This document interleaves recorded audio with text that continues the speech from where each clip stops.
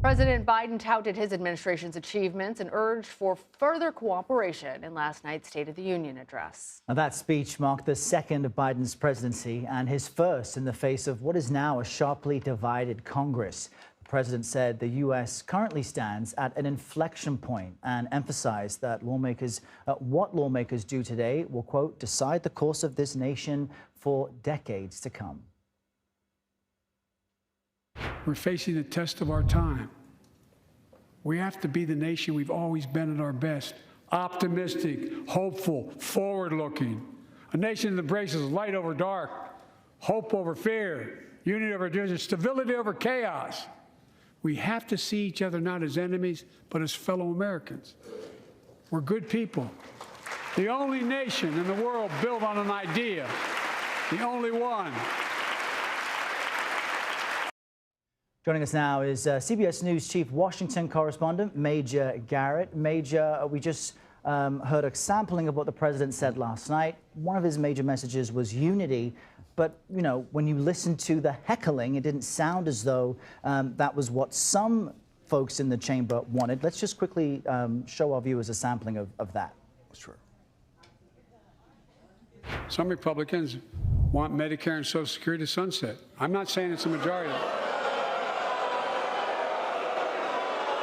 Let me give you, anybody who doubts it, contact my office. I'll give you a copy. I'll give you a copy of the proposal. That means Congress doesn't vote. I think we saw Marjorie Taylor Greene there, representative, yelling out, saying the president was a liar. Major, I think yesterday you clarified for us, this is your 23rd State of the Union you've covered. Where does this rank in the heckling? And considering President Biden pushed and said, hey, if you're saying that you do want to protect Medicare and Social Security, right. You've now said so publicly, did he turn that heckle into a political point he's won? So the actual number is 33. 33, my math. Back to 1990. So Sorry, we need you know, 30. that's why we're in journalism. Math? You want me to do math? Wow. Okay, yes, your 33rd State of the Union. Where does it rank? It set a new standard in terms of members of Congress shouting up at the rostrum where the president stands. Never before have we seen it in that volume and with that frequency. And what was fascinating about last night is the president was clearly ready for that theatrical part of the speech. You can tell when a new comedian gets heckled for the very first time, that comedian, male or female, often has a hard time dealing with that. Experienced comedians know how to deal with hecklers. And I'm not suggesting that format last night is anything like comedy, but I am suggesting that there is a performative aspect to the State of the Union. How the president performs and holds the rostrum matters in terms of the delivery of the speech. And the White House clearly anticipated heckling from some Republicans and prepared the president to deal with that theatrically in kind, and the president did. He wasn't knocked off his game at all. And there is a substantive part of this conversation.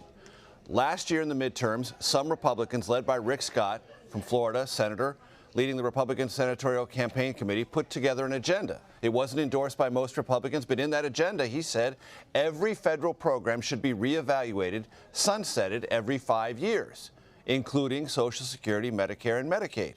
He said that. And he said that was part of the Republican agenda. Again, most Republicans did not embrace it.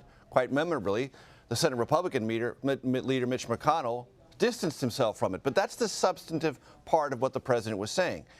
And he didn't know how Republicans would respond, but to get all those catcalls, no, we never did that. Oh, you didn't? You don't? Well, then it's settled. Now, whether it's settled or not is not material. What matters is, in that political engagement, in that raw moment, when all Republicans could do was catcall the president and he held the rostrum and the microphone, he could essentially decide for himself and quite possibly for the nation how this was being resolved in real time. That is a very different dynamic in the State of the Union. The State of the Union is usually a lot of lines that you think you're going to remember when you first hear them at 9:30. You've forgotten about them by midnight, and we all move on. Last night had a different energy and a rawness and an intensity about it, and clearly the president was prepared for it. Major, I want to get your take also on the Republican Party's rebuttal. That was provided, obviously, by Arkansas Governor Sarah Huckabee Sanders. Let's play a clip of her speech.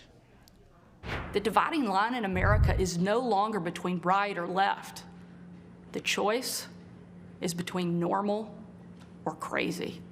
The Biden administration seems more interested in woke fantasies than the hard reality Americans face every day. Most Americans simply want to live their lives in freedom and peace. But we are under attack in a left-wing culture war we didn't start and never wanted to fight. So the choice, normal or crazy. It's interesting that that's how it was framed, especially when there's a fair amount of crazy that's happening in both parties, Major. So what's your take? So let's just review the last couple of years.